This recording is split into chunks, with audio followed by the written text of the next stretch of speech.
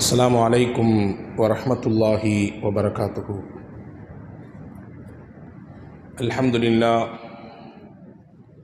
அல்ஹம்துலில்லாஹி ரப்பில் ஆலமீன் வ நுஸல்லி வ நுஸல்லிமு அலர் ரசூலில் கரீம் வ அலா ஆலிஹி வ அஸ்ஹாபிஹி அஜ்மஈன். قال الله تعالى في محكم كلامه القديم والفرقان الحميد: أعوذ بالله من الشيطان الرجيم. بسم الله الرحمن الرحيم. وإذ أخذ الله ميثاق النبيين لما آتيتكم من كتاب وحكمة ثم جاءكم رسول مصدق لما معكم لتؤمنن به ولتنصرنه. وقال نبينا محمد رسول الله صلى الله عليه وسلم: أنا النبي لا كذب أنا ابن عبد المطلب. اللهم صل على سيدنا محمد وعلى آل سيدنا محمد وأنزله المقعد المقرب عندك يوم القيامة. எல்லாம் வல்ல அல்லாஹுவை திருப்பெயர் போற்றி புகழ்ந்து அன்னலம் பெருமானார் முஹம்மதுன் ரசூலுல்லாஹ் ஸல்லல்லாஹு அலைஹி வஸல்லம் அவர்கள் மீது சலாத்தையும் சலாமையும் சொல்லி அவர்களுடைய அன்பையும் ஆசியையும் நம் எல்லோருக்கும் மீதும் ஆதரவு வைத்து அல்லாஹினுடைய கருணையும் அவனுடைய கரிசனமும் என்றென்றும் நம் யாவருக்கும் கிடைத்திட வேண்டும் என்ற துவாவோடு இந்த புனிதம் மிகுந்த ரபியுல் அவ்வல் மாதத்தினுடைய பாரம்பரியமாக நடந்து வருகிற இந்த தொடர் சொற்பொழிவில் இரண்டாம் நாளிலே கலந்து கொள்வதிலே இதிலே பேசுவதற்கு வாய்ப்பளித்ததற்கு மிகுந்த நன்றி பெருக்கோடு என்னுடைய உரையை துவங்குகிறேன். அன்புக்குரிய சகோதரர்களே, எதிர்பார்க்கப்பட்ட ஏந்தன் நபி ஸல்லல்லாஹு அலைஹி வஸல்லம் என்கின்ற தலைப்பின் கீழே சில செய்திகளை நாம் இன்று பார்க்க இருக்கிறோம். நபிகள் பெருமானார் ஸல்லல்லாஹு அலைஹி வஸல்லம் இந்த உலகத்தில் வருவதற்கு முன்பாகவே எதிர்பார்க்கப்பட்டவர்கள். ஒரு விஷயம் நடந்ததற்கு பிறகுதான் எதிர்பார்ப்பு கூடும். ஆனால் நடப்பதற்கு முன்பாக, பிறப்பதற்கு முன்பாக, அவர்கள் கருவாக உருவாகுவதற்கு முன்பாக, சொல்லப்போனால் அவர்களுக்கு முன்னால் அனுப்பப்பட்ட நபிமார்கள் எல்லாம் அவர்களை பற்றி பேசினார்கள் என்றால் இந்த ஒப்பற்ற கிருபையான நபி முஹம்மது நபி ஸல்லல்லாஹு அலைஹி வஸல்லம் அன்னவர்களை தவிர்த்து வேறு யாருக்கும் கிடைக்கப்பெறவில்லை.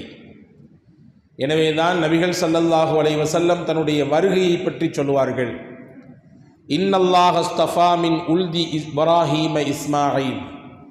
இப்ராஹிம் அலைஹிஸ்ஸலாம் அவர்களுடைய பிள்ளைகளிலே அல்லாஹ் இஸ்மாயிலை தேர்வு செய்தான். வஸ்தஃபா மின் உல்தி இஸ்மாயில பனி கினானா. இஸ்மாயில் அலைஹிஸ்ஸலாம் அவர்களுடைய பிள்ளைகளிலே, சந்ததிகளிலே பனு கினானா என்கின்ற கிளையை தேர்வு செய்தான். வஸ்தஃபா மின் பனி கினானா குரைஷன். பனு கினானா என்ற அந்த கோத்திரத்திலிருந்து குரைஷி என்கின்ற கிளைஞர்களை அல்லாஹ் தேர்வு செய்தான். வஸ்தஃபா மின் குரைஷ் பனி ஹாஷிம். குரைஷ் என்பது ஒரு பெரிய கோத்திரம், அதிலே பல கிளைகள் இருந்தது. அதிலே பனு ஹாஷிமை அல்லாஹ் தேர்வு செய்தான். வஸ்தஃபானி மின் பனி ஹாஷிம். அந்த பனு ஹாஷிமுடைய பிள்ளைகளிலிருந்து ஒருவராக அல்லாஹ் என்னை நபியாக அனுப்புவதற்கு தேர்வு செய்தான் என்றார்கள் நபிகள் பெருமானார் ஸல்லல்லாஹு அலைஹி வஸல்லம். இப்போ அல்லாஹ்வின் தேர்வு என்பது அருமை நாயகம் ஸல்லல்லாஹு அலைஹி வஸல்லம் அன்னவர்களை உலகத்திற்கு கொண்டு வருவதற்கு ஒரு நீண்ட திட்டமிடுதலோடு, ஒரு தொலைநோக்கு பார்வையோடு அல்லாஹ் சன்னமாக செதுக்கி அல்லாஹ் கொஞ்சம் கொஞ்சமாக திட்டமிட்டு நபிகள் பெருமானார் ஸல்லல்லாஹு அலைஹி வஸல்லம் அன்னவர்களை இந்த உலகத்திற்கு அல்லாஹ் அனுப்பி வைத்தான். எனவேதான் நபிகளுக்கும் ஹஜ்ரத் அண்ணல் ஈசா அலைஹிஸ்ஸலாமுக்கும் இடையில் ஆயிரக்கணக்கான வருடங்கள் இடைவெளிகள் இருந்தாலும் கூட ஈசா நபி பேசினார்கள் முஹம்மது நபி ஸல்லல்லாஹு அலைஹி வஸல்லம் அன்னவர்களின் வருகையை பற்றி. திருக்குர்ஆன் இதை உண்மைப்படுத்துகிறது. அன்னி ரசூலுல்லாஹி இலைக்கும் முஸத்திகல் லிமா பைன யதைய. உங்களுக்கு முன்னால் அனுப்பப்பட்டிருக்கக்கூடிய வேதங்களை உண்மைப்படுத்தக்கூடியவனாக நான் வந்திருக்கிறேன். அதோடு மட்டுமல்ல, வமுபஷ்ஷிரம் பிரசூலி யதி மின் பாதி இஸ்முஹு அஹமது, எனக்கு பின்னால் ஒரு நபி வர இருக்கிறார், எனக்கு பின்னால் ஒரு ரசூல் வர இருக்கிறார், அவரின் பெயர் அஹமது. அதை நான் சுபசோபனமாக உங்களிடத்தில் சொல்லவும் அனுப்பப்பட்டிருக்கிறேன். உங்களுக்கு முன்னால் அனுப்பப்பட்ட வேதத்தை உண்மைப்படுத்தவும் நான் வந்திருக்கிறேன். எனக்கு பின்னால் ஒருவர் வர இருக்கிறார், அவர் ஒரு இறுதி தூதர், இறைவனின் தூதர். அவரின் பெயர் என்ன? அந்த பெயருள்ள இறை தூதரை உங்களுக்கு சுபசோபனம் சொல்லி நன்மாராயம் சொல்லவும் நான் அனுப்பப்பட்டிருக்கிறேன் என்று ஹஜரத் சையதுனா ஈசா அலைஹிஸ்ஸலாம் பேசிய வார்த்தையை குர்ஆன் பதிவு செய்கிறது. நபிகள் வருவதற்கு பல நூற்றாண்டுகளுக்கு முன்பாக ஈசா அலைஹிஸ்ஸலாம் நபியை பற்றி பேசினார்கள். இன்னும் சொல்ல போனால் நபிமார்களை எல்லாம் அல்லாஹ் படைத்தான். உலகம் தோன்றவில்லை. இன்ன நபிமார்கள் உலகத்தில் அனுப்பப்பட போகிறார்கள் என்கின்ற திட்டவட்டத்தை அல்லாஹ் முடிவு செய்தான். நபிமார்களை எல்லாம் அல்லாஹ் படைத்தான். படைத்துவிட்டு அவர்களிடத்திலே ஒரு உடன்படிக்கையை எடுத்தான். குர்ஆன் சொல்லுகிறது. என்ன உடன்படிக்கை எடுத்தான்? உங்களுக்கு நான் வேதத்தையும் ஞானத்தையும் வழங்கப் போகிறேன், நீங்கள் அதை ஏற்றெடுத்து மக்களுக்கு மத்தியிலே பரப்புரை செய்ய வேண்டும். இதோடு அல்லாஹ் முடிக்கவில்லை. ثم جاءكم رسول مصدق لما معكم لتؤمنن به ولتنصرن. அல்லாஹ் நபிமார்களிடத்திலே சொன்னான், நீங்கள் பணி செய்து கொண்டிருக்கும் காலத்தில், நீங்கள் ஏகத்துவ பிரச்சாரம் மக்களிடத்தில் செய்து கொண்டிருக்கக்கூடிய நேரத்தில், உங்களோடு இருக்கிற வேதத்தை அல்லது ஏடுகளை உண்மைப்படுத்தும் விதமாக உங்களிடத்தில் ஒரு நபி வந்தால், ஒரு ரசூல் வந்தால், லதுமினுன்ன பிஹி வலதன்சுருன்னா. அல்லாஹ் நபிமார்களை பார்த்து கேட்டான், அந்த நபியை கொண்டு ஈமான் கொள்வீர்களா, அவர்களுக்கு நீங்கள் உதவியாளர்களாக இருப்பீர்களா என்று அல்லாஹ் கேட்டான். நீங்கள் இருக்க வேண்டும் என்று சொன்னான். கால அக்ரர்தும் வ அஹதுதும் அலா தாலிக்கும் இஸ்ரி. இதோ நான் உங்களிடத்திலே செய்து கொண்ட இந்த உடன்படிக்கையை உறுதிப்படுத்துவீர்களா, நீங்கள் இதை நீங்கள் உண்மைப்படுத்துவீர்களா என்று நபிமார்களை பார்த்து அல்லாஹ் கேட்டான். காலோ அக்ரர்னா. நபிமார்கள் மொத்தமும் சொன்னார்கள், நாங்கள் இதை உறுதிப்படுத்துகிறோம், இதற்கு நீ சொன்னதை போன்று நாங்கள் நடந்து கொள்வோம்.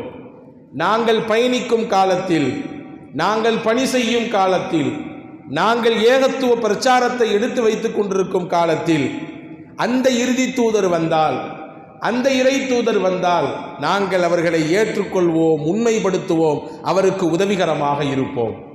இப்ப நபியே வரவில்லை, இன்னும் நபிமார்களே உலகத்தில் ஜனிக்கவில்லை.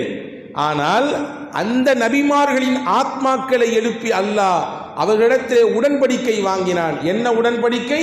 இறுதி தூதர் ஒருவர் வருவார், அவர் நீங்கள் பயணிக்கும் காலத்தில் வந்தால் அவருக்கு நீங்கள் உதவியாளர்களாக இருக்க வேண்டும், அவர்களை ஏற்று அவருக்கு நீங்கள் பின்பற்றக்கூடியவராக, அவர்களை பின்துயரக்கூடியவர்களாக நீங்கள் இருக்க வேண்டும் என்று அல்லாஹ் சொன்னார்.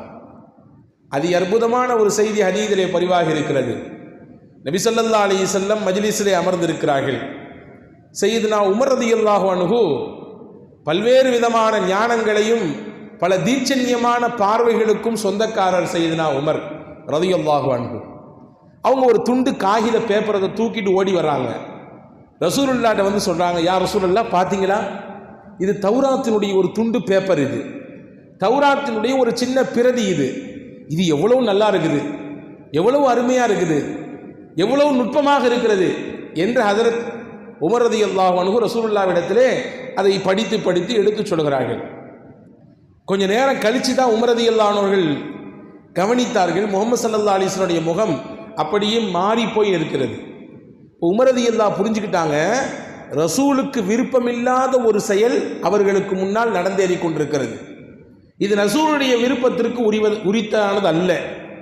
எனவே அந்த பேப்பரை அப்படியே கீழே வச்சுட்டு சொன்னாங்க, ரதீனா பில்லாஹி ரப்பா வபில் இஸ்லாமி தீனா வபி முஹம்மதின் ஸல்லல்லாஹு அலைஹி வஸல்லம் நபிய்யன் வ ரசூலா. ஹஜ்ரத் உமர் ரலியல்லாஹு சொன்னாங்க, ரதீனா பில்லாஹி ரப்பா, ரப்பாக நாங்கள் அல்லாஹ்வை பொருந்திக் கொண்டோம், வபில் இஸ்லாமி தீனா, எங்கள் மார்க்கமாக இஸ்லாத்தை நாங்கள் பொருந்திக் கொண்டோம், வபி முஹம்மதின் ஸல்லல்லாஹு அலைஹி வஸல்லம், முஹம்மது ஸல்லல்லாஹு அலைஹி வஸல்லம் அவர்களை நபியாகவும் ரசூலாகவும் நாங்கள் மனப்பூர்வமாக ஒத்துக்கொண்டோம், இல்லை எந்த மாற்று கருத்தும் கிடையாதுன்னு சொன்னாங்க. ரசூலுல்லாஹ்வினுடைய முகம் மறுபடியும் இயல்புக்கு வருகிறது. அப்போ தான் ரசூலுல்லாஹ் ஒரு செய்தி சொன்னாங்க, உமர், எந்த தௌராத்தினுடைய ஒரு பகுதி, ஒரு துண்டு பேப்பரை தூக்கி கொண்டு வந்து நீங்கள் இங்கே பேசி கொண்டிருக்கிறீர்களோ, அந்த தௌராத் எந்த நபிக்கு, எந்த மூசாவுக்கு இறங்கியதோ, அந்த மூசா வலவுக்கான ஹையா, இப்பொழுது நான் இருக்கும் காலத்தில் அவர் ஹயாத்தாக இருந்தாலும் லமா வசிஅஹு இல்லா இத்திபாஅனி, அவரும் என்னைத்தான் பின்பற்ற வேண்டும். தௌராத் ஒரு வேதம்தான், இறை வேதம்தான், அல்லாஹ்வினால் அனுப்பப்பட்ட 4 பெரும் வேதங்களில் ஒரு வேதம்தான். ஆனால் அந்த மூசா, எந்த தௌராத் எந்த மூசாவுக்கு இறங்கியதோ அந்த மூசா இப்பொழுது ஹயாத்தா இருந்தாலும் கூட அவர் என்னை தான் ஃபாலோ பண்ணணும், அவருக்கு வேற வழி இல்லை. இது அல்லாஹ்வின் உத்தரவு, அல்லாஹ்வின் ஏற்பாடு. இப்போ நபி ஸல்லல்லாஹு அலைஹி வஸல்லம் எவ்வளவு திட்டமிடப்பட்ட ஒரு சூழலிலே ரசூலுல்லாஹ் அந்த உலகத்திற்கு வந்தார்கள் என்பதை நாம் இதன் மூலம் கவனித்துக் கொள்கிறோம். பெருமானாரின் வருகை, பெருமானாரின் தொடர்பு, பெருமானாரின் அங்க அசைவு, பெருமானாரின் ஒவ்வொரு விஷயமும் அல்லாஹ்வினால் தீர்க்கமாக முடிவெடுக்கப்பட்டு சிறந்த முறையிலே திட்டமிடப்பட்டு உலகத்தில் எதிர்பார்ப்பை ஏற்படுத்தி அல்லாஹ் நபிகள் நாயகம் ரசூலுல்லாஹி ஸல்லல்லாஹு அலைஹி வஸல்லம் அன்னவர்களை அனுப்பி தந்தான். நம்ம ஊர் பக்கத்துலலாம் பார்க்குறோம் இல்லையா, முக்கியமான ஒருவர், ஒரு விழாவினுடைய முக்கிய கதாநாயகர், அவர் வர்றதுக்கு முன்னாடி அவரை பற்றி பேசிக்கிட்டே இருப்போம். வருகிறார், இதோ வந்து கொண்டே இருக்கிறார், உங்கள் பக்கத்தில் நெருங்கி விட்டார், இன்னும் ஒரு சில மணித்துளிகளிலே வர இருக்கிறார், நமக்கு தன்னுடைய திருமுகத்தை காட்ட இருக்கிறார், அழகான ஒரு சொற்பொழிவை தர இருக்கிறார் என்று அவரை பற்றி ஒரு பிக்சரை கொடுத்துக்கிட்டே இருப்பாங்க. அவர் வரமாட்டார், வர்றதுக்குன்னு 1 மணி நேரம் இருக்கும். ஆனால் ஒரு எதிர்பார்ப்பு, மக்களிடத்திலே அவரை பார்க்க, அவருடைய வார்த்தைகளை கேட்க, அவர் என்ன சொல்ல போறாரு, என்ன மாதிரியான விஷயங்கள் எடுத்து வைக்க போறாரு என்பதை நோக்கி ஒரு எதிர்பார்ப்பை ஏற்படுத்த பேசிக்கொண்டே இருப்போம். அல்லாஹ் இந்த எதிர்பார்ப்பை நபிகள் ஸல்லல்லாஹு அலைஹி வஸல்லம் அன்னவர்கள் வருவதற்கு பல்லாண்டுகளுக்கு முன்பாகவே தொடங்கினான். இப்னு அசாக்கிர் என்று சொல்லக்கூடிய ஒரு அழகான வரலாற்று நூல் இருக்கிறது. அதிலே ஒரு செய்தி பதிவாக இருக்கிறது பாருங்கள். அன்றைய காலத்திலே யமன், இன்னைக்கும் யமன் இருக்கிறது, யமனினுடைய முக்கியமான அரசர்களில் ஒருவர் துப்பஇல் ஹிம்யரி. இவர் பல பகுதிகளுக்கு போவார். அந்தந்த பகுதிகளிலே போய் அந்த பகுதி மக்களை எல்லாம் தன்னுடைய அரசாளுகைக்கு கீழே இணைத்துக் கொள்வார், ஆட்சியை தனதாக்கி கொள்வார். இப்படி பல ஊருக்கு போனார், அவர் நாட்டை பிடிச்சாரு, அந்த இடத்தை தனதாக்கி கொள்ளார். இப்படி போய்கிட்டே இருக்கும் பொழுது அவர் மக்காவுக்கும் வந்தார், மதீனாவுக்கும் வந்தார். ஒரு முக்கிய குறிப்பு, இன்னைக்கு காபத்துல்லா அழகாக வருடா வருடம் கிஸ்வா என்கின்ற திரை மாற்றப்பட்டு கொண்டே இருக்கிறது. முதல்ல காபாவிற்கு கிஸ்வாவை அணிவித்தார் யார் என்றால் இந்த துப்பவுல் ஹிம்யரி தான். அவர் தான் முதலாக காபத்துல்லாவுக்கு திரைச்சிலை கொடுத்தார், அவர் தான் கிஸ்வா போட்டு விட்டார். இன்னைக்கு கிஸ்வா தயாரிக்கிறதுக்குன்னு ஒரு பெரிய ஃபேக்டரியே இருக்கிறது மக்காவிலே. அங்கே எல்லாம் போவர்கள் பார்க்கக்கூடிய சூழலும் அமைந்திருக்கிறது. இப்போ இந்த துப்பவுல் ஹிம்யரி மக்காவுக்கு வந்தார், மதீனாவுக்கும் போனார். மதீனாவை தன்னுடைய ஆளுகைக்கு கீழே இணைத்து கொள்ள வேண்டும் என்று நினைத்தார். அப்படி அந்த நாட்டை, அதாவது நம்முடைய பாஷையிலே சொல்வதாக இருந்தால் காலனி ஆதிக்க நாடுகளாக மாற்றிக்கொள்ள வேண்டும், அடிமை நாடுகளாக மாற்றிக்கொள்ள வேண்டும் என்று நினைத்தார். ஆனால் அந்த மதீனாவிலே இருந்த 2 யூத பாதிரிகள், வேதம் படித்த அறிஞர்கள், யூத வேதத்தை எல்லாம் படித்து கரைத்து குடித்த பண்டிதர்கள், அவங்க சொன்னாங்க, துப்பவிட்ட வந்து சொன்னாங்க, இந்த நாட்டை விட்டுருங்க, இது வேண்டாம், இதை நீங்கள் கைப்பற்றணும்னு ஆசைப்படாதீங்க, இந்த நாட்டை நீங்கள் அடிமைப்படுத்தணும்னு விரும்பாதீங்க. ஏங்க? இல்லை, இறுதி தூதர் பிறக்கக்கூடிய காலம் நெருங்கி கொண்டிருக்கிறது. இந்த உலகத்திலே இறுதியாக வரக்கூடிய இறை தூதர் பிறக்குகிற காலம் நெருங்கி கொண்டிருக்கிறது. ஹாதல் பலத் முஹாஜிருன், இந்த ஊர் இருக்கிறதே, இந்த நகரம் இருக்கிறதே, அந்த இறை தூதர் ஹிஜ்ரத் செய்து வரக்கூடிய நகரம். இந்த ஊருக்கு தான் அவங்க ஹிஜ்ரத் செஞ்சு வருவாங்க. எனவே இந்த நாட்டை நீங்கள் கைப்பற்றக்கூடிய கனவை விட்டுருங்க, அது வேண்டாம் என்று அவர்களுடைய அந்த நபிகளாருடைய வருகையையும் அவர்களுடைய சிறப்பையும் துப்பவுல் ஹிம்யரிடத்திலே எடுத்து சொல்லப்பட்டதாம். அப்பொழுது அவர் ஒரு பாட்டு படித்தார், ஒரு கவிதை படித்தார். எனக்கு ஆயுசு நீட்டி கொடுக்கப்பட வேண்டுமே, அந்த இறை தூதரை நான் பார்க்க வேண்டுமே. அவரை நான் பார்த்தால் அவருக்கு உதவியாளராக நான் இருப்பேனே, என்னுடைய ஆயுசு நீட்டி கொடுக்கப்பட்டால் அவருக்கு நான் பணிவிடை செய்யக்கூடிய சேவகனாக நான் இருப்பேனே என்று சொல்லி புலகாங்கிதம் அடைந்து முகம்மது நபியை குறித்து அவர் வாழ்ந்து கொண்டிருக்கிற காலத்திலே பேசுகிறார். வரலாற்று ஆசிரியர்கள் சொல்கிறார்கள், இந்த நிகழ்ச்சிக்கும் நாயகத்தின் பிறப்புக்கும் இடையிலே 700 ஆண்டுகள் வித்தியாசம். 700 வருஷத்துக்கு முன்னாடி இந்த சம்பவம் நடக்குது.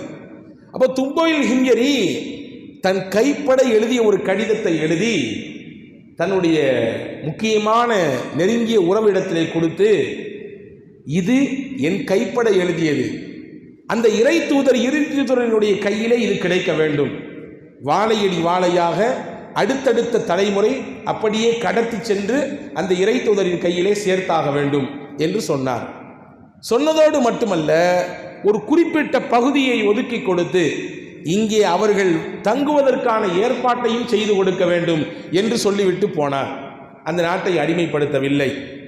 வரலாற்றில் எழுதுறாங்க, அவர் கொடுத்த அந்த கடிதம் அப்படி கைமாறி வந்தது.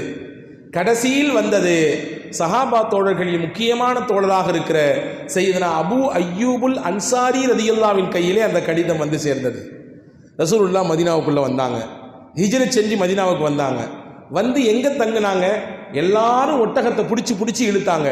எங்கள் வீட்டுக்கு வாங்க, எங்கள் வீட்டுக்கு வாங்க, எங்கள் வீட்டில் வந்து இறங்குங்க, எங்களுடைய வீட்டில் நீங்கள் தங்குங்க என்று ஒவ்வொருத்தராக இழுக்கும் பொழுது ரசூலுல்லாஹ் சொன்னாங்க, தஅவுஹு ஃபஇன்னஹா மஅமூரா, ஒட்டகத்தை பிடித்தெல்லாம் யாரும் நீங்கள் வம்படியாக இழுக்க வேண்டாம், அது எங்கே இறங்க வேண்டும், எங்கே உட்கார வேண்டும் என்பது இறைவனின் கட்டளை, நீங்கள் யாரும் இழுத்த இழுப்புக்கெல்லாம் அது வராது, விட்டுருங்க. நாங்கள் ஹஸரத் ரசூலுல்லாஹ் விட்டார்கள். அந்த ஒட்டகம் போய் நேராக அபூ அய்யூப் ரலியல்லாஹுடைய வீட்டின் அந்த வாசலிலே உட்கார்ந்தது. ரசூலுல்லாஹ் அங்கே தான் தங்கினார்கள். வரலாறு நமக்கு தெரியும். அபூ அய்யூப் ரலியல்லாஹு வீட்டில் தங்கினாங்க. ரசூலுல்லாஹி ஸல்லல்லாஹு அலைஹி வஸல்லமை கீழே வைத்துவிட்டு மேல் மாடியிலே நாம் தங்குவது முறையல்ல, அது ஒழுங்கீனம், அதபு குறை என்று நினைத்து அபூ அய்யூப் ரலியல்லாஹு அவர்களும் அவர்களுடைய துணைவியாரும் கீழே வந்து நாங்கள் தங்கிக்கிறோம், நபியை நீங்கள் மேலே தங்குங்க, உங்களை கீழே வச்சுட்டு நாங்கள் மேலே இருக்கிறது ஒழுக்கக்கேடு, அது சரியானதல்ல, மரியாதை குறைச்சல் என்று சொன்னாங்களாம். ரசூலுல்லாஹ் சிரிச்சுட்டே சொன்னாங்களா, இல்லைவாப்பா, நான் மேலே இருந்தால் என்னை பார்க்கறதுக்கு பல பேர் வருவாங்க, அவங்களுக்கு டிஸ்டர்பாக இருக்கும், நீங்கள் இருங்க மேலே என்று சொன்னாங்களாம். அபூ அய்யூபுல் அன்சாரி ரலியல்லாஹுடைய வரலாற்றை படிக்கிறோம். அன்றைய இரவெல்லாம் தூங்காமல் அப்படியே ஒரு ஓரத்திலே அவரும் அவருடைய மனைவியும் குத்த வைத்து அமர்ந்திருக்கிறார்கள். என்ன காரணம்னு கேட்டால், நம்ம நடந்து போனால் ரசூலுல்லாஹ் கீழே உட்கார்ந்துருந்தா நம்ம காலு அவங்க மேலே நடக்கிற மாதிரி இருக்குமே, நபி எந்த இடத்தில் அமர்ந்திருந்தால் அதற்கு நேராக நாம் நடந்தால், காலை நீட்டினால், படுத்து கிடந்தால் இது அதபு கோடை அல்லவா என்று நினைத்து இரவெல்லாம் உறங்காமல் ஓரத்திலேயே இருந்தார்கள். ரசூலுல்லாஹ் செய்தி சொன்னாங்க, இவ்வளவு தூரம் நீங்கள் நினைக்க வேண்டிய அவசியம் இல்லை, இவ்வளவு தூரம் நீங்கள் நினைப்பதினாலே நான் மேலே தங்கிக் கொள்கிறேன் என்று ரசூல் ஸல்லல்லாஹு அலைஹி வஸல்லம் மேலே போனதா வரலாற்று குறிப்பு இருக்கிறது.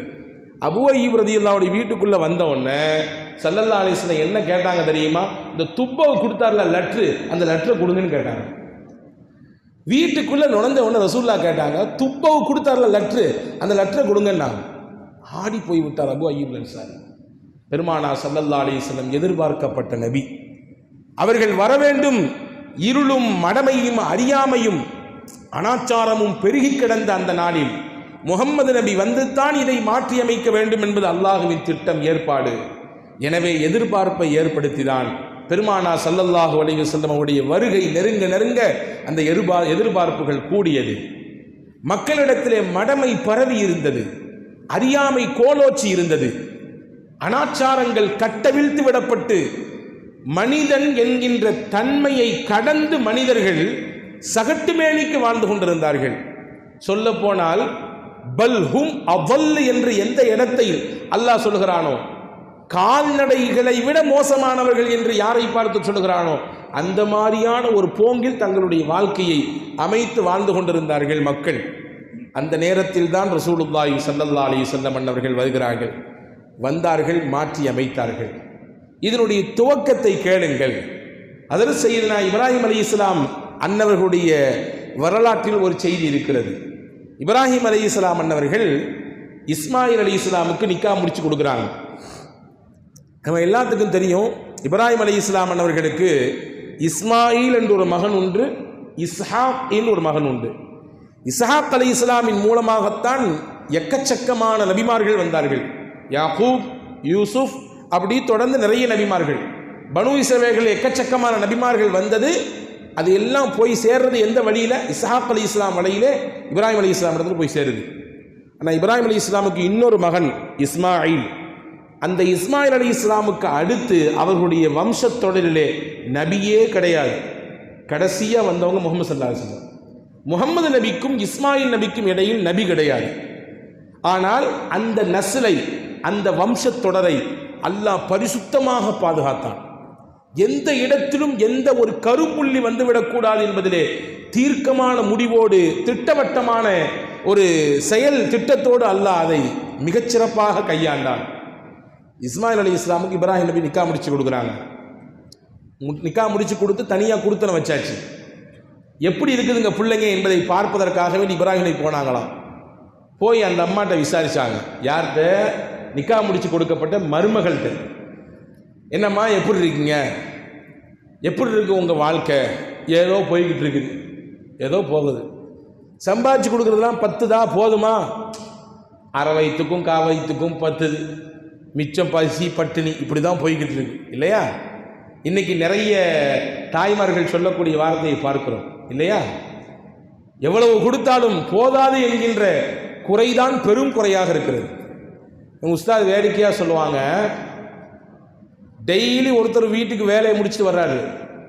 அங்கே அந்த வீட்டம்மா டெய்லி புலம்பல், பருப்பு இல்லை, சர்க்கரை இல்லை, அரிசி இல்லை, எண்ணெய் இல்லை. இப்படி கேட்டு கேட்டு அந்த மனுஷனுக்கு அழுத்து போய் ஒரு நாள் சத்தம் போட்டாராம், என்னைக்கு வந்தாலும் ஒரே இல்லை பாடுதான் பாடுவியா? என்னைக்காவது ஒரு நாளாவது இருக்குன்னு சொல்ல மாட்டியா நீ? அது இல்லை, இது இல்லை, அது இல்லை, அப்படி இப்படி, என்ன இது அப்படின்னு கேட்டாராம்.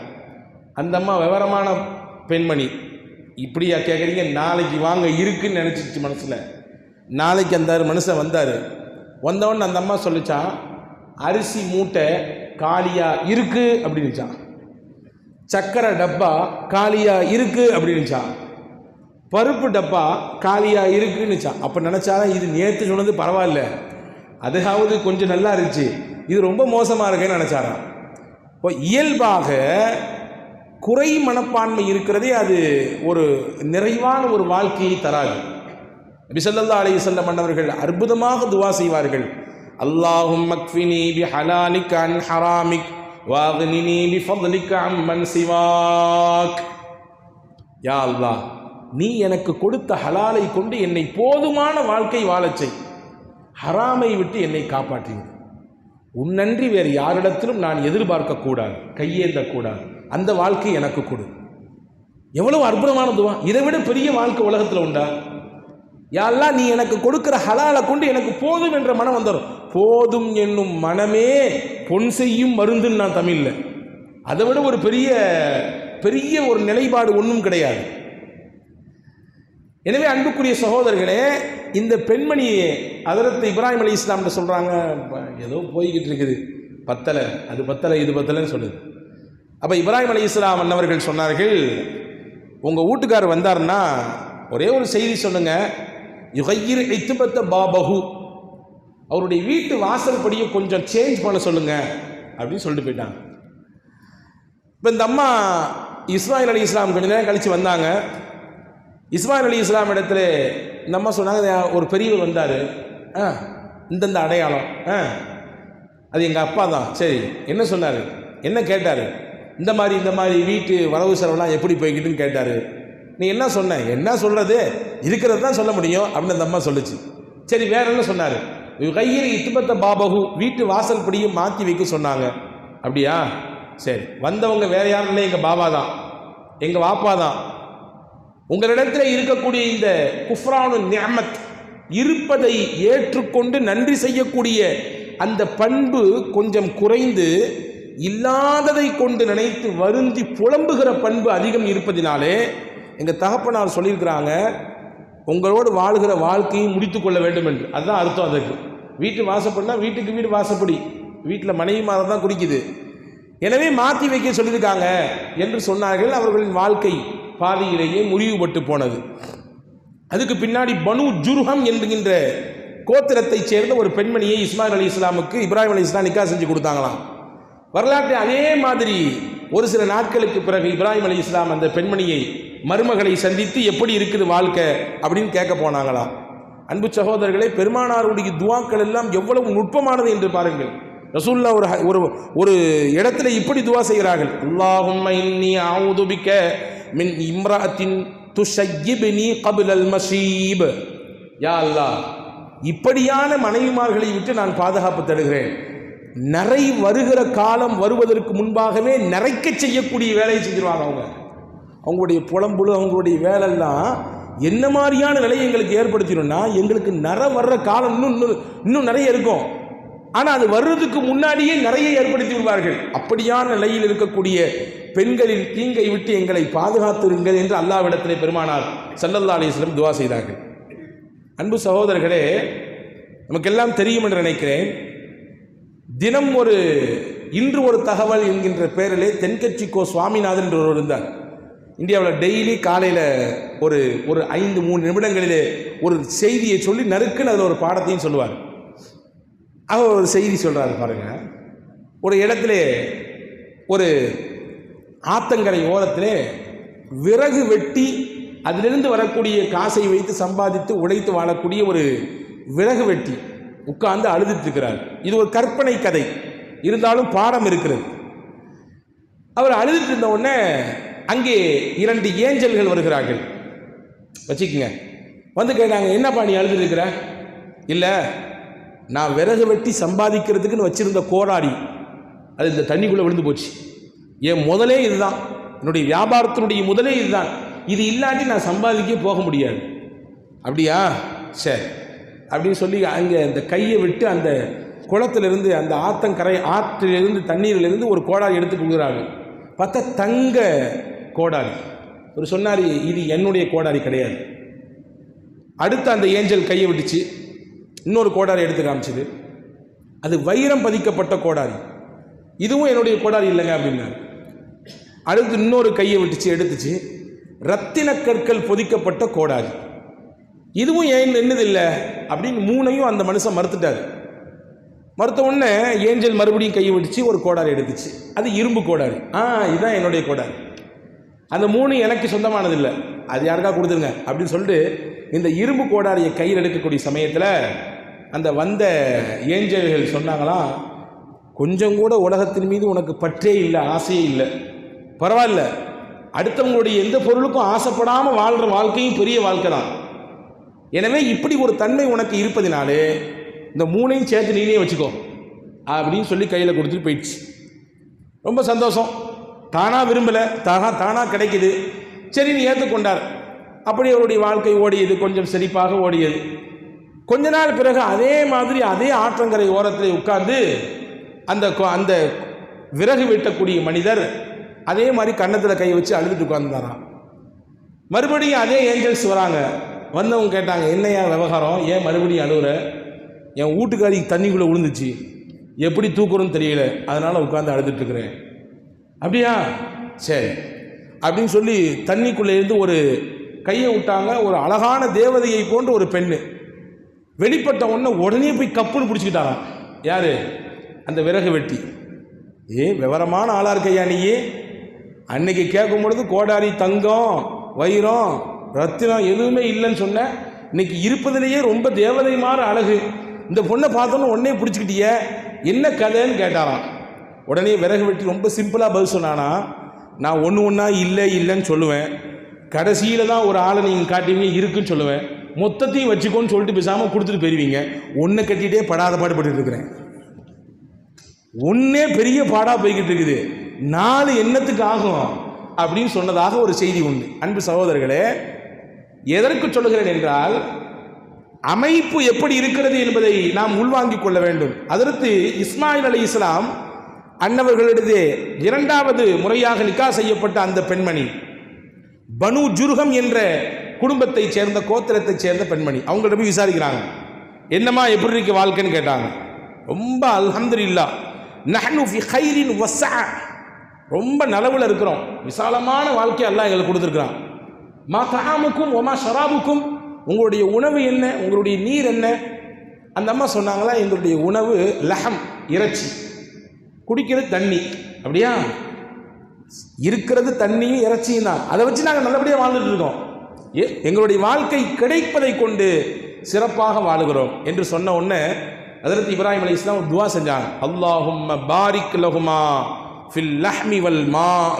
யா அல்லாஹ், இவர்களுக்கு இறைச்சியிலும் நீரிலும் நீ பரக்கத் செய்வாயாக என்று துவா செஞ்சாங்க. அந்த பரக்கத்தான் இன்னைக்கு வரையும் அரபு நாடுகளில் பார்க்குறோம். குறிப்பாக மக்கா, மதினா போன்ற இடங்களிலே பார்க்கிறோம்.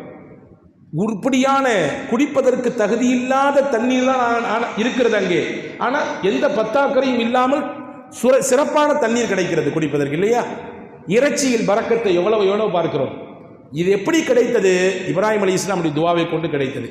இந்த வரலாற்றை சொல்லிவிட்டு பெருமக்கள் ஒரு செய்தி சொல்றாங்க. முஹம்மது ஸல்லல்லாஹு அலைஹி வஸல்லம் அன்னவர்களை இஸ்மாயில் அலைஹிஸ்ஸலாமுடைய சந்ததியிலிருந்து ஒருவராக கொண்டு வர வேண்டும் என்று அல்லாஹ் திட்டமிட்டான், முடிவெடுத்தான், எதிர்பார்த்தான்.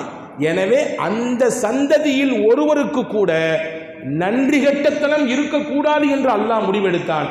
முதல் பெண்மணியை, அவர்களோடு வாழுகிற வாழ்க்கை போதும் என்று இப்ராஹீமை வைத்து அல்லாஹ் சொல்லிக் கொடுத்தான். இரண்டாவது பெண்ணை அதன் மூலமாக சந்ததிகள் தொடர்ந்தது.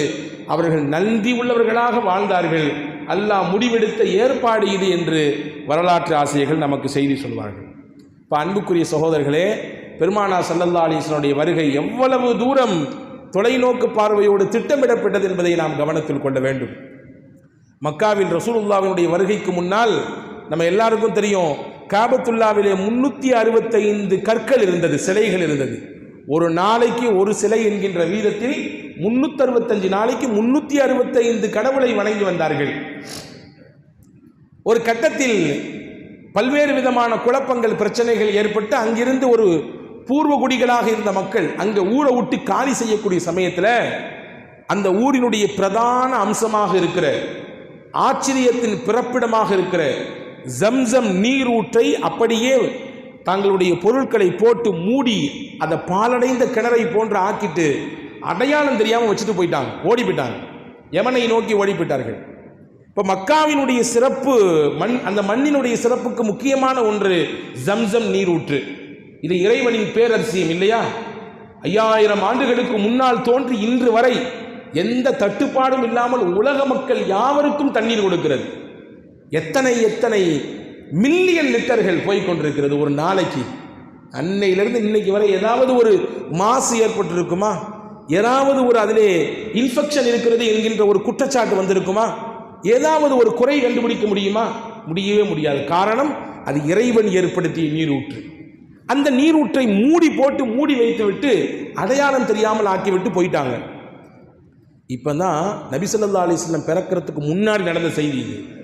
நபி ஸல்லல்லாஹு அலைஹி வஸல்லம் தகப்பனாருக்கு தகப்பன் அப்துல் முத்தலிப், நபியினுடைய பாட்டனார், ஒரு பெரிய தலைவர், மக்காவில் போற்றுதலுக்குரிய தலைவர். அவர் இறைவனிடத்திலே சொன்னார், இறைவா, இந்த மக்காவின் சிறப்பு அம்சங்களில் உள்ள ஜம்சம் நீரூற்று இந்த மக்கள் இப்படி மூடி போட்டு அடையாளம் தெரியாமல் வச்சுட்டு போயிட்டாங்க. எனக்கு நீ காண்பித்து கொடுக்க வேண்டும். எனக்கு நீ அதை கண்டெடுக்குவதற்குரிய வழியை காட்டி கொடுக்க வேண்டும். நீ காட்டி கொடுத்தால் உனக்கு நான் ஒன்று தருவேன். எனக்கு நீ 10 பிள்ளைகளை கொடுத்துருக்க, அந்த 10 பிள்ளைகளை ஒரு பிள்ளையை உனக்கு நான் கொடுத்துருவேன். உனக்கு நான் அர்ப்பணித்து விடுவேன். எனக்கு அந்த இறைவனின் அத்தாட்சியாக இருக்கிற ஜம்சமை காட்டி கொடு என்று ஹஜ்ரத் ரசூலுல்லாஹி ஸல்லல்லாஹு அலைஹி வஸல்லம் உடைய பாட்டனார் அப்துல் முத்தலிப் அல்லாஹ்விடத்திலே சொல்லிவிட்டு உறங்கச் சென்றார். கனவிலே அல்லாஹ் காண்பித்து கொடுத்தான். சில நேரங்கள் கனவில் காட்டப்படக்கூடியது உண்மையாக நிகழும், பார்த்ததை பார்த்தது போன்றே நிகழும். எனவே தான் பார்க்கும் கனவை யாரிடத்திலும் நீங்கள் சொல்லாதீர்கள் என்றார்கள் பெருமானார்.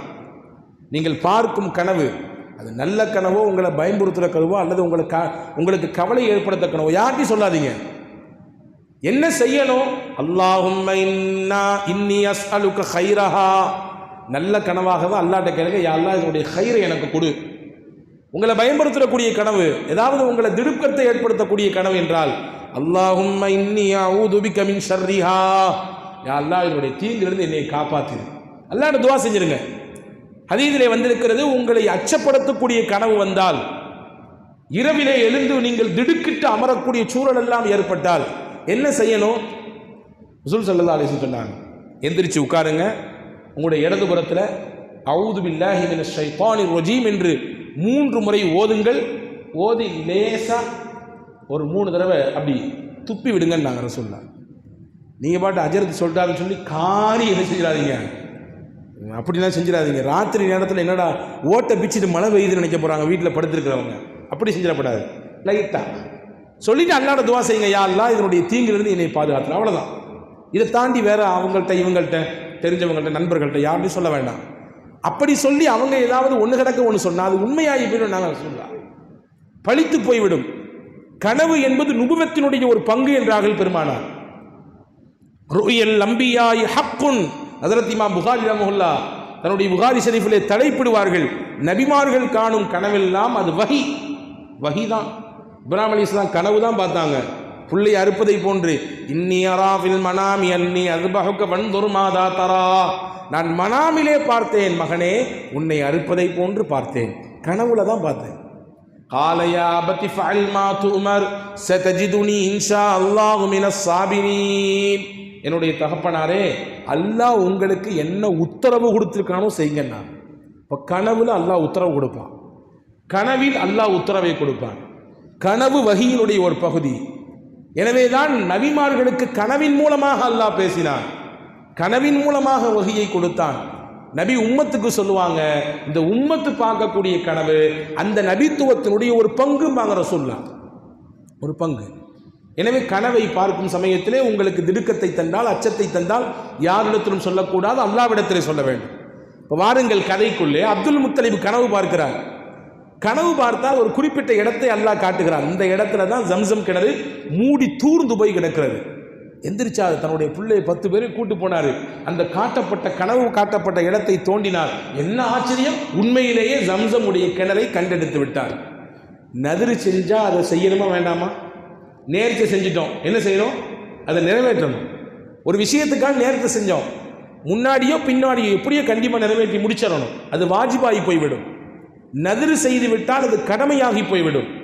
அப்போ அவர் நினைச்சாரு, 10 பிள்ளையில ஒரு பிள்ளையை அல்லாட்ட கொடுக்குறேன்னு சொன்னேன், 10 பிள்ளையில நீ போயான்னு சொன்னா யாரும் கேட்பாங்களா? வம்பே வேண்டாம், 10 பேருடைய பேரை எழுதி குலுக்கி போடுவோம் அப்படின்னு குலுக்கி போட்டாரு. அவருடைய ஆசை மகன், அன்பு மகன் அப்துல்லாவின் பேர் வந்து விட்டது. அப்துல் முத்தலிபின் ஆசை மகன், அன்பு மகன் அப்துல்லாவின் பெயர் வந்து விட்டது. மனமே பொறுக்கவில்லை அப்துல் முத்தலிபுக்கு. எப்படி இந்த பையனை கொடுக்கிறது? ரொம்ப செல்லமான புள்ள, ரொம்ப அவருக்கு நெருக்கமான புள்ள. அன்பையும் பாசத்தையும் கருணையையும் கொட்டி கொட்டி வளர்த்திருக்கிறார் அப்துல்லாவை. என்னமோ தெரியவில்லை, ஏனைய பிள்ளைகளை விட அந்த பிள்ளையின் மீது கொஞ்சம் கூடுதல் அன்பு. அதை நம்ம யாரும் கட்டுப்படுத்த முடியாது, யாரும் கட்டுப்படுத்த முடியாது. அதை காரணமாக வைத்து அநியாயம் செய்யக்கூடாது, பிள்ளைகளுக்கு மத்தியிலே பாகுபாடு காட்டக்கூடாது, ஏற்றத்தாழ்வு கற்பிக்க கூடாது, பெரியவருக்கு ஒரு மாதிரி சின்னவருக்கு ஒரு மாதிரி என்று நடந்து கொள்ளக்கூடாது. அது மார்க்கம் கண்டிக்கிறது. ஆனால் அன்பு விஷயத்தில் நம்ம கண்ட்ரோலில் கிடையாது. ரசூலுல்லாஹ் சொன்னாங்க, யா அல்லாஹ், உன் மீது ஆணையிட்டு சொல்கிறேன், நீ சொல்லி இருக்கிறாய் மனைவிமார்களிடத்திலே நீதமாக நடக்க வேண்டும் என்று. என் சக்திக்குட்பட்டு எல்லா மனைவிமார்களிடத்திலும் நீதமாக நான் நடக்கிறேன், ஏற்றத்தாழ்வு பார்ப்பதில்லை, பாகுபாடுகள் காட்டுவதில்லை. ஆனாலும் என்னவோ தெரியவில்லை, என் மனம் இந்த ஹுமைராவின் மீது அதிகமான பிரியத்தை காட்டுகிறது. இந்த ஹுமைராவின் மீது அதிகமான ஆசை, அதிகமான அன்பை பொழிய செய்கிறது. ஹுமைரானா ஆயிஷாமா பேரு. உள்ளத்தினுடைய கண்ட்ரோல் ஏன்ட்ட கிடையாது, ஓன்ட்ட இருக்குது. அதனால அந்த காரணம் காட்டி நீ பிடிச்சிடக்கூடாதுன்னு நாங்கள் சொல்லலாம். உள்ளத்தினுடைய கண்ட்ரோல், வெளிரங்கத்தினுடைய கண்ட்ரோல் என்கிட்ட இருக்குது, உள்ளத்தினுடைய கண்ட்ரோல் யார்கிட்ட இருக்குது? ஓன்ட்ட இருக்கு. எனவே தான் அல்லாஹ்வின் தூதர் ரசூலுல்லாஹ் ஸல்லல்லாஹு அலைஹி வஸல்லம் அல்லாஹ்விடத்தில் துஆ செய்வார்கள், யா முகல்லிபல் குலூப், உள்ளங்களை புரட்டக்கூடியவனே, சப்பித் குலூபனா அலா தீனிக, எங்கள் கல்பை உன்னுடைய தீனின் பக்கம் நீ புரட்டுவாயாக. உள்ளங்களை புரட்டக்கூடியவன் என்று சொல்லி அழைத்தார்கள். இப்போ உள்ளத்தினுடைய கண்ட்ரோல் அல்லாஹ் வச்சிருக்கான். எனவே அன்பு விஷயத்திலே கொஞ்சம் வித்தியாசம் இருக்குதான் செய்யும். அப்போ அந்த மாதிரி அன்பாக வளர்க்கப்பட்ட பிள்ளை அப்துல்லா. மனசே வரல, என்ன செய்யலான்னு கேட்டார். அங்கே ஊரில் இந்த முக்கியமான சில நபர்கள் சொன்னாங்க, பரவாயில்ல 2 சீட் எடுங்க, ஒரு சீட்டில் பேர் எழுதுங்க அப்துல்லான்னு, இன்னொரு சீட்டில் ஒரு 10 ஒட்டகத்தை போடுங்க, 2 சீட்டையும் குலுக்கி போடுங்க, எந்த சீட்டு வருதோ அந்த சீட்டின் பிரகாரம் நடந்துங்கன்னாரு. குலுக்கி போட்டார், மறுபடியும் அப்துல்லா பேர் தான் வருது. மனசு தாங்கலை அவருக்கு. மறுபடியும் எடுங்க, இன்னொரு 10 கூட்டுங்கன்னாரு. 20 ஒட்டகம், இந்த சைடு அப்துல்லா, மறுபடியும் அப்துல்லா தான் வந்தார். 30 ஒட்டகம், இங்கிட்ட அப்துல்லா, மறுபடியும் அப்துல்லா தான். இப்படி 10 கூட்டி கூட்டி கூட்டி கூட்டி கடைசியில் 100 ஒட்டகம் இங்கிட்ட அப்துல்லா போட்டு குலுக்கி எடுத்தார். இப்பொழுது 100 ஒட்டகம் சீட்டு வந்தது. சீட்டை எடுத்தார், 100 ஒட்டகத்தை கொடுத்தார். இது அல்லாஹ்வின் உத்தரவு என்று ஏற்றுக்கொண்டார். அல்லாஹு தஆலா அப்துல்லாவை காப்பாற்றினான் ரலியல்லாஹு அன்ஹு. ரசூல் ஸல்லல்லாஹு அலைஹி வஸல்லம் பிற்காலத்தில் சொல்லுவாங்க, அன இப்னு தபீஹைன், 2 தபீஹகளுடைய பிள்ளை நான் சொல்லலாம். 2 பேர் அறுப்பதற்கு தயாராக்கப்பட்டு விட்டார்கள், அவர்களுடைய பிள்ளை நான் என்றார்கள் ரசூலுல்லாஹ். ஒன்று இஸ்மாயில் அலைஹிஸ்ஸலாம். இஸ்மாயில் அலைஹிஸ்ஸலாம் அறுப்பதற்கு கொண்டு போய் வைத்தா செல்ல கத்திய அறுக்கலையை கத்தி. இப்போ அல்லாஹ் அனுப்பினான், சொர்க்கத்திலிருந்து ஆட்டை அனுப்பினான், இதை கொடுங்கள் என்று சொன்னான். அதே மாதிரி எங்க பாபா அப்துல்லா, அவரும் அறுப்பதற்கு உரியவர் தான். ஆனால் அவர் தலையை அல்லாஹ் 100 ஒட்டகத்தின் தலையை வைத்து பாதுகாத்தார். எனவே அவருடைய பிள்ளை நாங்கள் சொல்லலாம். இங்கே செய்தி என்னவென்றால், அல்லாஹ் அப்துல்லா ரலியல்லாஹுவின் மூலம் இந்த உலகத்திற்கு முகம்மது நபியை கொண்டு வர வேண்டும் என்று திட்டம் எடுத்தான். அல்லாஹ் அதற்காக வேண்டி 100 ஒட்டகத்தை கொண்டு அப்துல்லாவை பாதுகாத்தார். எவ்வளவு தூரம் தொலைநோக்கு பார்வையோடு திட்டமிடப்பட்டு அனுப்பப்பட்ட நபி முஹம்மது ஸல்லல்லாஹு அலைஹி வஸல்லம். எனவே தான் சொல்வார்கள் ரசூலுல்லாஹ், அனதாவத்து அபி இப்ராஹீம், என்னுடைய தகப்பனார் இப்ராஹிமினுடைய துவா நான் என்பார்கள். பிஷாரத்து ஈசா, ஈசா அவர்கள் சொன்ன சுப செய்தி நான். என்னுடைய தகப்பனார் இப்ராஹிமினுடைய துவா நான் என்றார்கள். துவா இப்ராஹிம் அலைஹிஸ்ஸலாமுடைய துவாவை தான் அல்லாஹ் என்னையே கொண்டு வந்திருக்கான். தெரியுமா உங்களுக்கு, குர்ஆனிலே இப்ராஹிம் அலைஹிஸ்ஸலாம் கேட்ட எக்கச்சக்கமான துவாக்கள் இருக்கிறது. எல்லா துவாவையும் அல்லாஹ் கபூல் செஞ்சான். இப்ராஹிம் அலைஹிஸ்ஸலாம் கேட்ட துவாவை எல்லாம் அல்லாஹ் கபூல் செய்தான். வஇத் யர்ஃபஉ இப்ராஹீமுல் கவாயித மினல் பைத்தி வ இஸ்மாயில், இஸ்மாயில் அலைஹிஸ்ஸலாமும் இப்ராஹிம் அலைஹிஸ்ஸலாமும் காபத்துல்லாவை புனர்நிர்மாணம் செய்து எழுப்பி கட்டி நிப்பாட்டிய உடனே அந்த இடத்திலே கேட்டார்கள், ரப்பனா தகப்பல் மின்னா, யா அல்லாஹ், இதோ உன்னுடைய ஆலயத்தை நாங்கள் கட்டி முடித்து விட்டோம், எங்களிடத்தில் இது கபூல் செய்வாயாக, இதை ஏற்றுக்கொள்வாயாக என்று துவா செய்தார்கள். அல்லாஹ் கபூல் செஞ்சானே, கபூலியத்தினுடைய அடையாளம் தானே இது. அல்லாஹ் துவா இப்ராஹிம் அலைஹிஸ்ஸலாம் துவா செய்தார்கள், அல்லாஹ் கபூல் செய்தார். எத்தனை துவாக்கள் கேட்டார்கள் இப்ராஹிம் அலைஹிஸ்ஸலாம். ரப்பி இன்னி அஸ்கன்து மின் ذُرِّيَّتِي பிவாதின் கைரி தி ஸர்இன் இன்த பைத்திகல் முஹர்ரம், யா அல்லாஹ், நீ சொன்னா என்பதற்காக வேண்டிய ஆள் நடமாட்டம் இல்லாத, ஆள் அரவரம் இல்லாத இந்த இடத்திலே என்னுடைய மனைவியையும் என்னுடைய பிள்ளை கை குழந்தை இஸ்மாயிலையும் கொண்டு விட்டு விட்டேன். அஜஅல் அஃபிதத்தம் மினன் நாஸி தஹ்வி இலைஹிம் வர்ஸுக்ஹும் மினஸ் ஸமராத், யா அல்லாஹ், ஆள் நடமாட்டம் இல்லாத இடத்தில் தண்ணீருக்கு கூட வழி கிடையாது, நீ சொன்னாய் விட்டு விட்டேன். இப்ப நான் உன்ட துவா செய்றேன், மக்களின் முகங்களை இவர்களின் பக்கம் திருப்பு, மக்களை இங்கே நீ கொண்டு வந்து குடியமர்த்து, இந்த மக்களுக்கு நீ உன்னுடைய உரத்திலிருந்து ரிஸ்கை விசாலமாக அளந்து அளவில்லாமல் அள்ளி கொடுத்து விடு. துவா செஞ்சாங்க, அல்லாஹ் கபூல் செஞ்சானே. ஆள் அடவாரம் இல்லாத இடம், தண்ணீருக்கு இடம் இல்லாத இடம், அல்லாஹ் இப்ராஹிம் அலைஹிஸ்ஸலாமின் துவாவை கபூல் செய்தான்.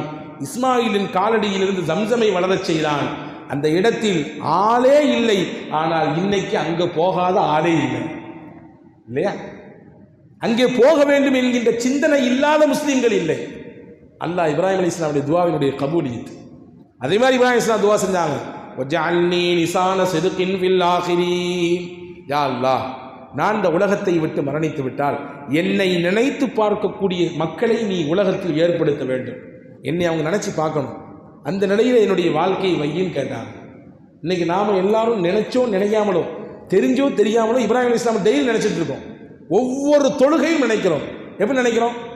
ஜரூரின் மூலமாக நினைக்கிறோம். அல்லாஹும்ம ஸல்லி அலா முஹம்மதின் வ அலா ஆலி முஹம்மதின் கமா ஸல்லைத அலா இப்ராஹீம் வ அலா ஆலி இப்ராஹீம் இன்னக ஹமீதும் மஜீத் வ பாரிக் அலா முஹம்மதின் வ அலா ஆலி முஹம்மதின் கமா பாரக்த அலா இப்ராஹீம் வ அலா ஆலி இப்ராஹீம் இன்னக ஹமீதும் மஜீத். யா அல்லாஹ், இப்ராஹிம் அலைஹிஸ்ஸலாமுக்கு ஸலவாத்தை சொன்னதை போன்று, அவருடைய குடும்பத்தாருக்கு நீ கொடுத்ததை போன்று எங்கள் நபிக்கு கொடுப்பாயாக, எங்கள் நபியின் குடும்பத்தாருக்கு கொடுப்பாயாக.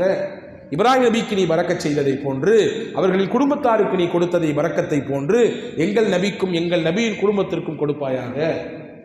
செய்யறமா இல்லையா? இது இப்ராஹிம் அலைஹிஸ்ஸலாம் கேட்ட துவாவினுடைய கபூலியத். அப்படி இப்ராஹிம் நபி கேட்ட ஒரு துவாதான், ரப்பனா வபஅத் ஃபீஹிம் ரசூலம் மின்ஹும், ரப்பனா வபஅத் ஃபீஹிம் ரசூலம் மின் அன்ஃபுஸிஹிம், யா அல்லாஹ், இதோ இந்த மக்காவை காபாவை கட்டி எழுப்பிவிட்டோம், நான் இப்பொழுது உன்னிடத்திலே துவா செய்கிறேன், இந்த ஊரிலிருந்து இந்த மக்களிலிருந்தே ஒருவரை நீ தூதுவராக அனுப்ப வேண்டும். அவர் என்ன செய்வார்? இத்லு அலைஹிம் ஆயாத்திஹி வ யுஅல்லிமுஹுமுல் கிதாப வல் ஹிக்மத வ யுஸக்கீஹிம்.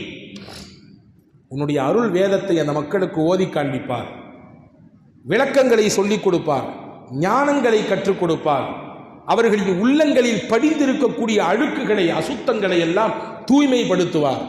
இப்படிப்பட்ட மகத்தான சேவையை செய்வதற்கு ஒரு இறை தூதரை இவர்களிலிருந்தே நீ தேர்வு செய்ய வேண்டும் என்று இப்ராஹிம் அலைஹிஸ்ஸலாம் துவா செஞ்சாங்க. எப்போ செஞ்சாங்க? 5000 வருஷத்துக்கு முன்னாடி. ஒன்று விளங்கணும், சில நேரங்களில் நாம் கேட்கக்கூடிய துவா காலதாமதம் ஆகும், அதனால் நமக்கு கிடைக்கவே கிடைக்காது என்று நம்பிவிடக்கூடாது. நிச்சயம் துவா செய்தவர் அவர் நிராகரிக்கப்பட மாட்டார். நிச்சயம் ஏதாவது ஒன்று அல்லாஹ் தந்துடுவான். செய்கிற துவாவில் அல்லாஹ் கேட்கறது தருவான், இல்லாட்டி என்ன செய்வான்?